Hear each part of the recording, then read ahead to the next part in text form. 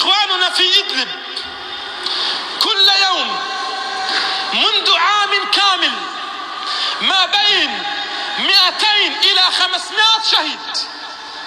والله المشاهد التي نراها كل يوم وتصلنا من إدلب والله والله والله تدمي الحجر قبل البشر. أقول لهؤلاء لا تعولوا على البشر، لا تعولوا على القمم، لا تعولوا على الحكام، لا تعولوا على المشايخ.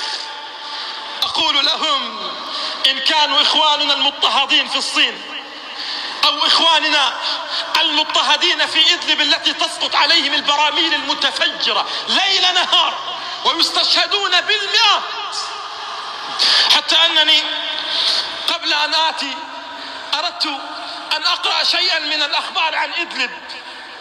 واعلموا أنه من لم يشعر بالمسلمين فليس منهم، من لم يشعر بآلام المسلمين فليس منهم. لا بارك الله فينا ولا بارك الله في الخطب ولا بارك الله في هذه الأجساد ولا بارك الله في العلم الذي نحمله في صدورنا إن لم نقل قولة حق. أليس المسلم للمسلم كالجسد الواحد؟ لماذا تفرقنا؟ لماذا تفرقنا؟ لماذا لا يحق لي أن أتكلم عن مسلم يعذب في الصين؟ هذا المسلم أوزيل اللاعب حرم أن يدخل الصين، حرم أن يدخل الصين، وممنوع أن يدخل الصين حتى في السياحة. هذا لاعب كرة قدم مشهور يتابعه الملايين، منعوه لأنه قال كلمة حق.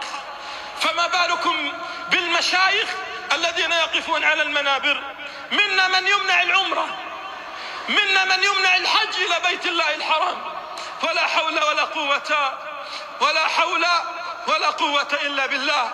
أقول لهؤلاء إن كنا نسيناكم فإن الله لن ينساكم. إن كنا نسيناكم في غمرة الحياة وفي غمرة استقبال العام الجديد وفي غمرة الدنيا، اعلموا يا أهل إدلب واعلموا يا أهلنا المسلمين في الصين، اعلموا أننا إذا نسيناكم فإن الله لا ينساكم. سيأتي الضياء عما قريب بإذن الله وسيصحو الفجر. واعلموا أن النصر يغفو لكن لا ينام، النصر يغفو لكن أبدا لا ينام.